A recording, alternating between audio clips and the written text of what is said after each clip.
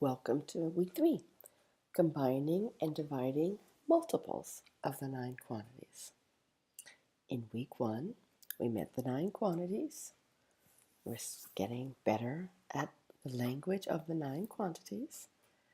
The 9 quantities in every word problem, in every textbook, and every assessment, grades K through 8. You got some experiences with it. I did my water. You've done all kinds of measuring now. And then last week, you combined and compare using addition and subtraction, and it was all about the parts and the wholes, or the big, small, and the difference. Yeah. We looked at the individual pennies, the parts and the wholes of the individual pennies, and then the weight of the strawberries. And this week, we're going to look at multiplication and division problem types. So instead of parts and wholes, we have equal groups. Sometimes we call those array and area. Your book has more distinctions than I do. But basically we have some groups. And there's a number of groups, the size of the group, and the total number. So instead of two parts that might be different sizes, we have a size of a group, and then we have many of that same size group and a total number. And then we have this multiplicative comparison with there's the size of the first measure and then a multiplicative factor and a size of a second measure. And when we first begin, it always gets bigger. So we have the size of the first measure, multiplicative factor, and the bigger one. But later, that multiplicative factor will be a fraction, and so that second measure could actually be smaller. All right. Do you see my beautiful calendar pages? Well, you can't see my January one there because it's covered with square inches. But on the right, you can see there 4 of my beautiful calendar pages, which I'm going to put up on my wall soon. So I have 12 rows of 12 square inches each covering my calendar page. When I cover something with square inches or square units of any size, I am measuring area. So last week we counted and we measured weight. This week we're measuring area for beginners. So I have 12 rows with 12 square inches in each of them. So I might call this an area model or an array of square inches, but really I just call these groups. 12 groups, 12 square inches each. And then look to the right, what if I want to cover 4 calendar pages? Well, it takes 144 square inches, that's 12 12s, to cover each page, and I want to cover 4 calendar pages. That's going to take 576 square inches long. I counted them. So I can say I have an array of square inches, or I have a 12-inch by 12-inch area I am covering, and then I'm going to cover 4 of them. Whew, this is a multi-step problem. So let's see. 12 rows of 12 square inches. I could ask how many square inches do I have in all. So I could give the number of groups, and the number in each group, and ask for the total. I could give you the total, 576 square inches, and I want 4 calendar pages. How much area or how many square inches would I take to cover each one? So I've given you the total, 576 square inches of space, and I've told you I want 4 groups, and I'm asking how many square inches in each group. Or I have 476 square inches of space on my wall, and I'm going to cover it with calendar pages of 144 square inches each. So I'm giving you the total and how many in each group, and I'm saying how many groups or how many pages can I put up there. So it's all about the groups. Then let's see.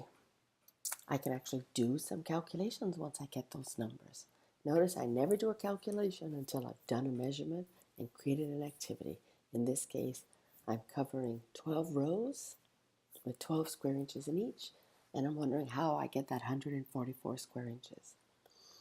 So I'm going to take my 12, see my 12 square inches in a row. I'm looking at the top row, and I'm going to look at the first 10 rows and then the next 2 rows. And You can almost see in my picture the 2 rows are at the top and the 10 rows are at the bottom. Yeah. So when I take my 10 rows of 12 and my 2 rows of 12, I'm going to think of that 12 as 10 and 2. So instead of taking 10 12s, I'll take 10 10s and 10 2s. 10 10s is 100. I'm getting good at that one. And 10 2s are 20. So I get 120. Okay? Then I'm going to take my 2 12s. When I try to find 2 12s, I'm going to do it again. I'm going to do 2 10s and 2 2s. So 2 10s are 20 and 2 2s are 4. So I had my 120 on the first one and my 20 and 4 on my second multiplication. And so I get 120, 30, 44. 144. Yep. So I'm just breaking it up into manageable pieces. I could have written my original 12 as 10 and 2 and my second 12 as 10 and 2. And then I could have taken 10 10s and 10 2s and 2 10s and 2 2s. Yep. How you format it on the page is up to you. Just breaking it up into doable pieces. By now, though, I'd need to know 10 10s or 100. And if I don't know that, I might take out some dimes and pennies and dollars and figure that out. Or I might take out some base 10 blocks and start counting them up. Or I might count up a lot of beans and start to make sure I understand that 10 10s make 100. It's an important thing in the lower grades. All right. How about I had those 576 square inches of space on my wall and I wanted to put up 4 calendar pages. How much area could each of those pages be? So I'm going to take my 576 square inches and divide it into 4. Oof. So every time I pull out 4 square inches, it means I'm going to have 1 square inch for each of my pages. Can you see taking one of those little yellow square inches and putting it on each of my beautiful calendar pages on the right? Every time I put 1 on each page, it's going to take me 4. So I'm going to pull out 4. Now let's see. If I take out 4, I'll have 572 left. And then I take out 4, and I take out 4. It'll take forever. So I'm going to take out instead 100 4s. I like the place value, right? The hundreds, the tens, the thousands, the ones. Yeah, I can't take out 1,000 4s because I don't have 4,000. But I'm going to take out 100 4s. That's 400. Yep. So can you imagine it? I'll be able to put 100 of those square inches on each of my pages. And let's see. That'd be 400, and that would leave me 100 left, right? And so I could take out 25 4s, and that would use up that last 100. So again, I could put 25 more square inches on each of my calendar pages. And now I've taken out 125 4s. So I have 125 square inches on each of my 4 calendar pages, and that did away with those 500 are now gone. So now I'm going to look at the 70. Let's see. I can take away 10 4s, that's 40.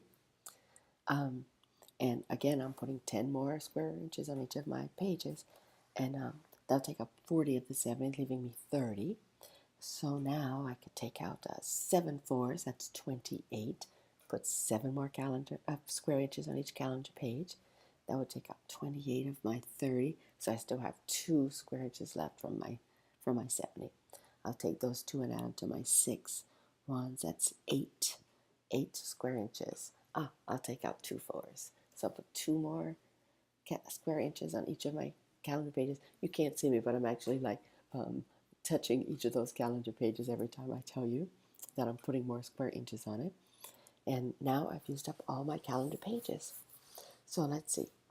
I took out 100 4s and then 25 4s. That's how I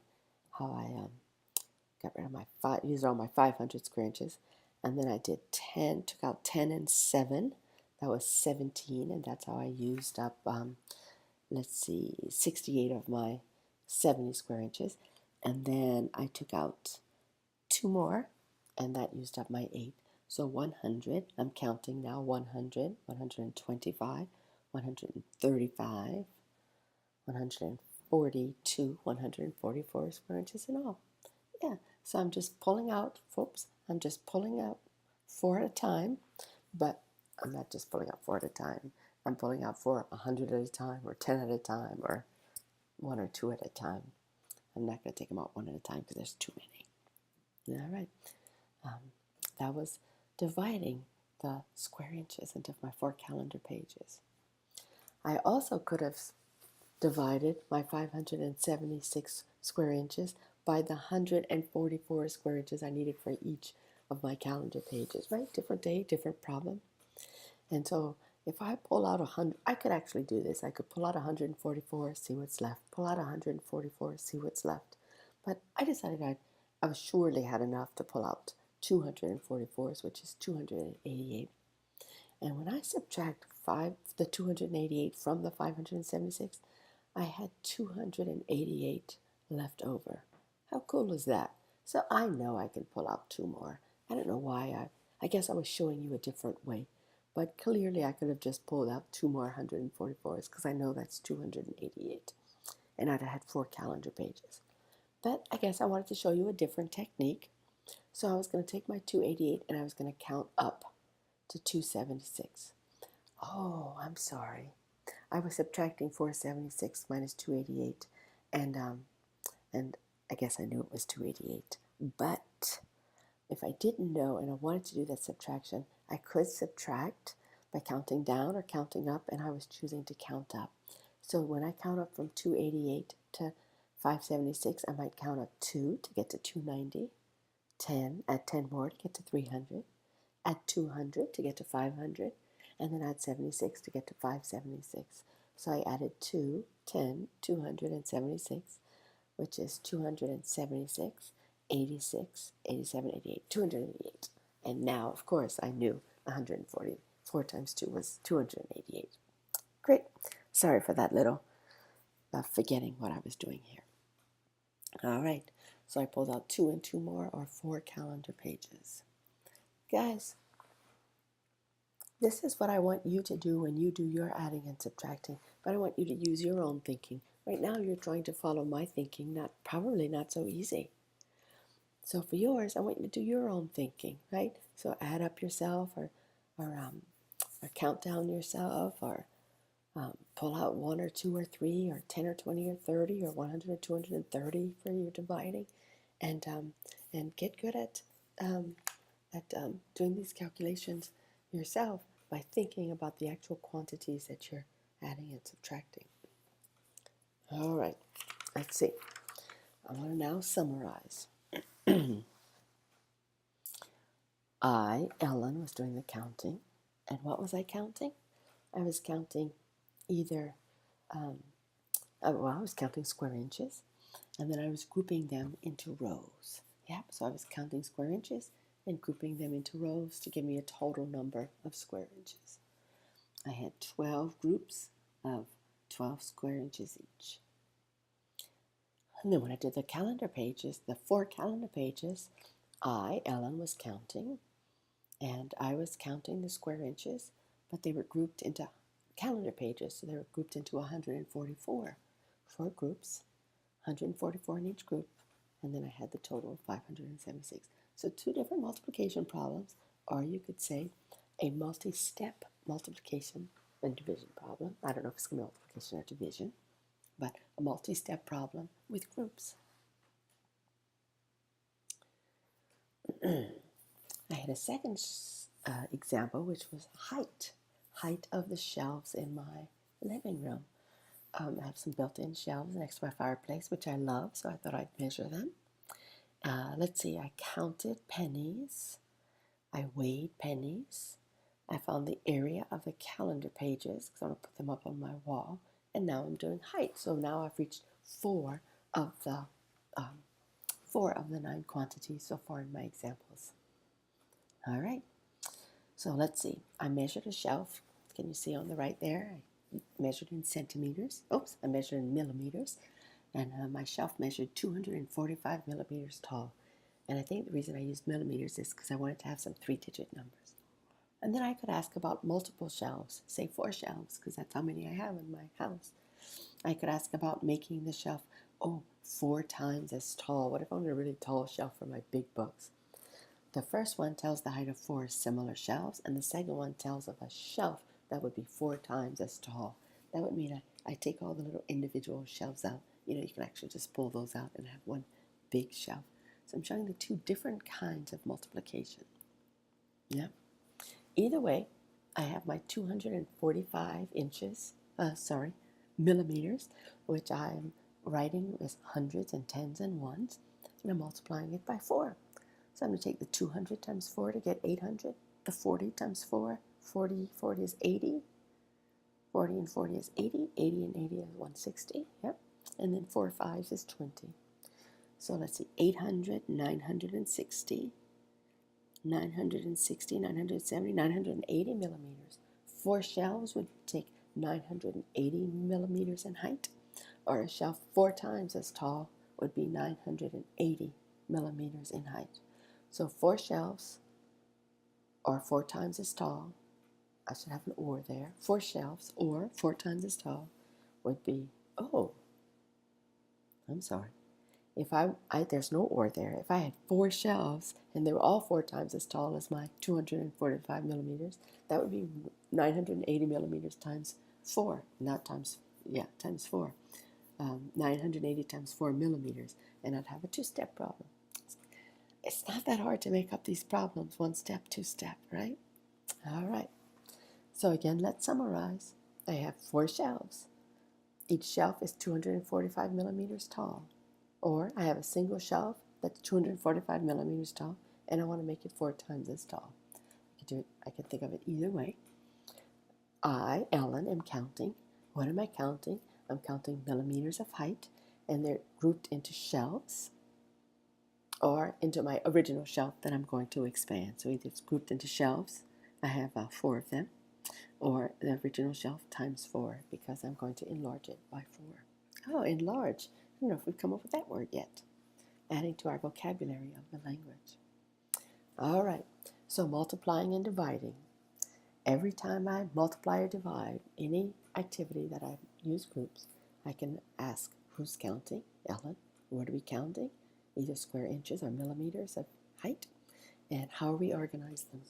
I could either have said I was grouping them by rows, or later by calendar pages, or I was grouping my millimeters by shelves, height of each shelf. And then the questions are how many groups, how many in each group, and how many total. So I had 12 groups of 12 square inches. Later, I had 4 groups of 140 square inches. 4 groups of 144 square inches. And then from a height, I had 245 millimeters in a group, and I had 4 groups because 4 shelves. Sorry, I'm kind of stuck on 4. All right.